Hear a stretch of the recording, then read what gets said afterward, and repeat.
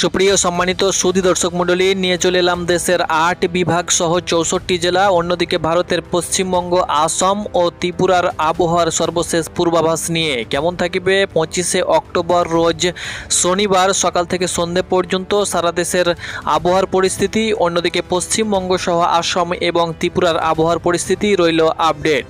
দর্শক মণ্ডলী, বঙ্গোপসাগরে লঘুচাপ সৃষ্টি হয়েছে। এর প্রভাবে আগামী ২৪ ঘন্টার ভিতরে খুলনা ও চট্টগ্রাম অঞ্চলে বৃষ্টির আভাস দিয়েছে বাংলাদেশ আবহাওয়া অধিদপ্তর। দক্ষিণ পূর্ব বঙ্গোপসাগর ও তৎসংলগ্ন এলাকায় একটি লঘুচাপ সৃষ্টি হয়েছে, যা ঘনীভূত হতে পারে।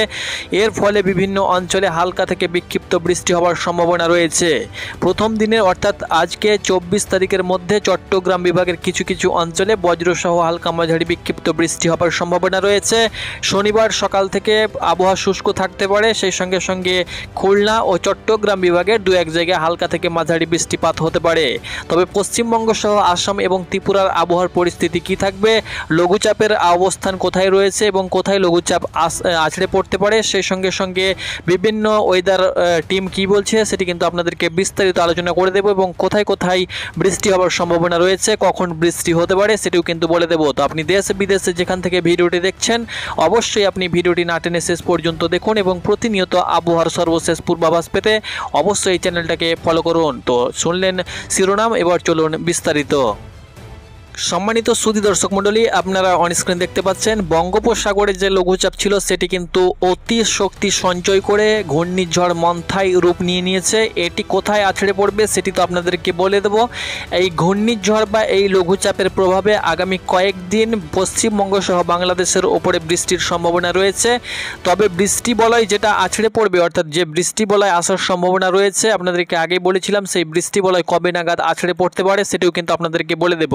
তবে প্রথমত আমি বলে দিচ্ছি, আজকে যেহেতু শনিবারের দিন দেখতে পাচ্ছেন লঘুচাপটি ঘনীভূত হয়েছে এবং হালকা নিম্নচাপে কিন্তু সেটা রূপ নিয়েছে। সেটা ২৬ তারিখ এবং ২৭ তারিখে সেটা শক্তি সঞ্চয় করবে, এবং ২৭ তারিখের দিকে সেটা কিন্তু অতি গভীর হয়ে সেটা কিন্তু ঘূর্ণিঝড়ের রূপ নেবে। ২৮ তারিখের দিকে সেটা আমরা লক্ষ্য করতে পারছি, সেটা কিন্তু ল্যান্ডফল করবে, অর্থাৎ আছড়ে পড়বে। কোথায় আছড়ে পড়বে আপনারা দেখতে পাচ্ছেন, সেটা কিন্তু অন্ধ্রপ্রদেশের বিশাখাপত্তনম উপকূলবর্তী, সমুদ্র উপকূলবর্তী যে জায়গায় রয়েছে সেখানে কিন্তু আছড়ে পড়ার আমরা লোকেশন দেখতে পাচ্ছি। আপনারা অন স্ক্রিন দেখতে পাচ্ছেন। আছড়ে পড়ার সময় এর গতিবেগ ঘন্টায় সর্বোচ্চ দেখতে পাচ্ছেন ৮০ থেকে ৮৫ কিলোমিটার পর্যন্ত কিন্তু ঝোড়ো হাওয়া বয়ে যাবে। এর প্রভাবে উড়িষ্যা উপকূল সহ পশ্চিমবঙ্গের দক্ষিণের দীঘা, মন্দারমণি, সেই সঙ্গে সঙ্গে জলেশ্বর, বালেশ্বর, তার সঙ্গে সঙ্গে পশ্চিমের যে সমস্ত উপকূলবর্তী জেলাগুলো রয়েছে পশ্চিমবঙ্গ সহ, সেখানে কিন্তু ৩০ থেকে ৩৫ কিলোমিটার বেগে ঝোড়ো হাওয়া বয়ে যেতে পারে। তার সঙ্গে সঙ্গে খুলনা এবং বরিশালের ওপর দিয়েও কিন্তু ঘন্টায় সর্বোচ্চ ৩০ কিলোমিটার বেগে কিন্তু ঝোড়ো হাওয়া বয়ে যেতে পারে। এর প্রভাবে পশ্চিমবঙ্গ সহ বাংলাদেশের অর্থাৎ দেশের কিছু কিছু অঞ্চলে ভারী বৃষ্টির সম্ভাবনা রয়েছে। তো ২৮ তারিখের দিকে ঘূর্ণিঝড় আছড়ে পড়বে। পশ্চিমবঙ্গ সহ বাংলাদেশে ঘূর্ণিঝড় আছড়ে পড়ার সম্ভাবনা নেই। আপাতত আমরা কিন্তু বিশাখাপত্তনম লক্ষ্য করতে পারছি। এই জায়গাটা দেখতে পাচ্ছেন বিজয়গড়া এবং বিশাখাপত্তনম ভারতের, এখানে কিন্তু আছড়ে পড়ার সম্ভাবনা রয়েছে। প্রথমত আপনাদেরকে বলে দিচ্ছি, এবার দেখে নেব বৃষ্টি কোথায় হবে শনিবার, তারপরে আপনাদেরকে বলে দেবো বৃষ্টি বলয় কবে আছড়ে পড়তে পারে।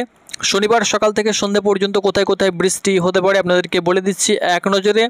আজ মোটামুটিভাবে আজ বৃষ্টি হওয়ার সম্ভাবনা নেই। শনিবার সকাল থেকে সন্ধ্যে পর্যন্ত খুলনা ও চট্টগ্রাম বিভাগের কিছু কিছু অঞ্চলে হালকা বিক্ষিপ্ত বৃষ্টি হওয়ার সম্ভাবনা রয়েছে। তবে পশ্চিমবঙ্গ, আসাম এবং ত্রিপুরাতে কোনো প্রকার বৃষ্টির সম্ভাবনা নেই।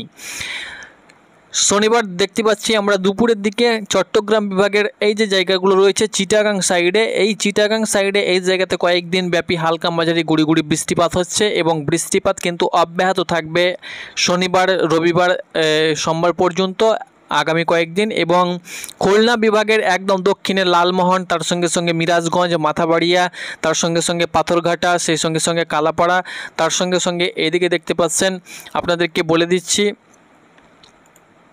এদিকে বরহনউদ্দিন, বরিশাল, ভোলা, এই সমস্ত মিরাজগঞ্জ, এই সমস্ত অঞ্চলে কিন্তু গুড়ি গুড়ি বৃষ্টি হওয়ার সম্ভাবনা রয়েছে দুপুরের দিকে। বাকি আংশিক আকাশ মেঘলা থাকবে সারা দেশের, কোথাও সেরকম ভারী থেকে অতি ভারী বৃষ্টি সহ মাঝারি বৃষ্টির একদম সম্ভাবনা কিন্তু আগামী 24 ঘন্টার ভিতরে হওয়ার সম্ভাবনা নেই।